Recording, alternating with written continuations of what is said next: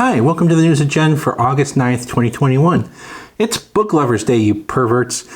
It's also VJ Day, where the entire United States celebrates victories over vaginas.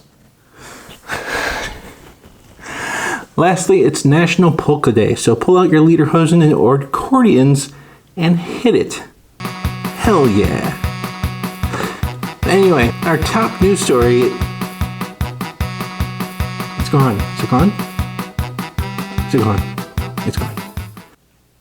Today's top news story is that a politician sucks, and that in something that's slightly different, this time it's a Democrat. Again? Or what? I don't know. They're really pretty much the same, aside from the wanting to kill everybody. One just wants to do it slower than the other.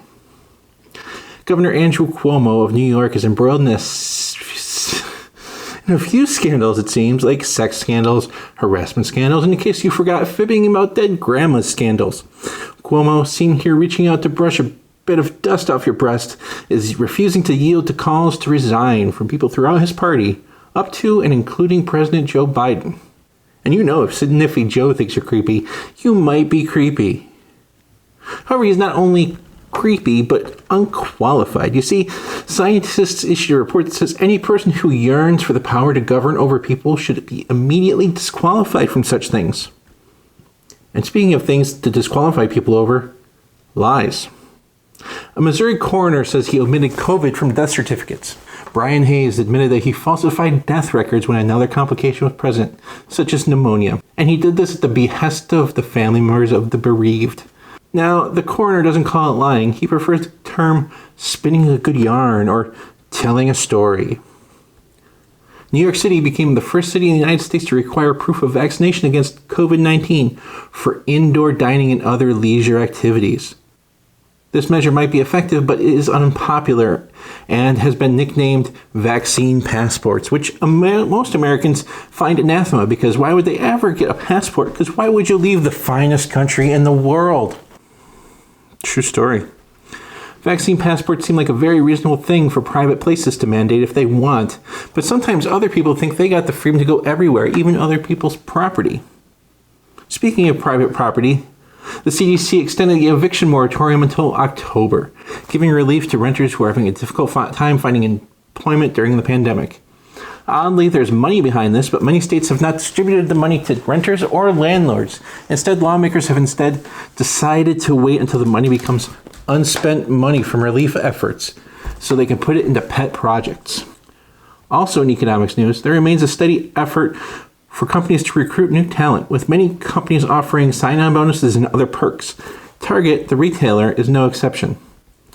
The retailer is offering to pay college tuition, fees, and textbooks for part-time and full-time employees. There's a few catches, like the degrees have to be in certain fields and from certain colleges. Some say that this is just pushes out the no workers problem until people graduate and move on. But more realistically, this fulfills a need that we never realized we had: college-educated retail associates. In sadism news, here's a clip of Ted Cruz. It's a trap! God, you hate that, don't you? Good. In irony news, Representative Ralph Norman has contracted a breakthrough case of COVID-19. He's one of 3 congressional Republicans suing Nancy Pelosi over fines for not wearing masks. Norman is the second member of the South Carolina delegation to catch COVID after vaccination, but that still doesn't explain how he was caught wearing that hat without at least being dead first. In international news, at least 10 individuals were injured in Tokyo on a commuter train by a man with a knife. One of the victims was seriously injured, but nobody was killed in the attack, thankfully. The police caught and apprehended the suspect, which is a redundant sentence that I wrote. The NRA issued a press release that said that those were respectable but amateur numbers for a knife, and guns would really bring that number up quick if Japan were really serious about public violence. In Israel, a baby was born in the fetus inside his stomach, a condition known as fetus and fetu. This is exceptionally rare, occurring only once every 500,000 births, but we won't know for sure until we cut open every baby's stomach when it's born, just to make sure. Pro-life agitators in America have called for charges against the unborn fetus, saying that the baby ate the other baby and there was no other explanation possible. In response, the surviving fetus said, "Wah." In Florida news, I am going to Florida at the end of the month, and reading the news has made me believe this is a bad idea. 50 children were admitted to hospitals due to COVID on Friday. Florida also broke records for new COVID cases 3 times in the past week, totaling 134,506 cases. Wow. I'm going to go there to visit my sister. At least I'll die swimming.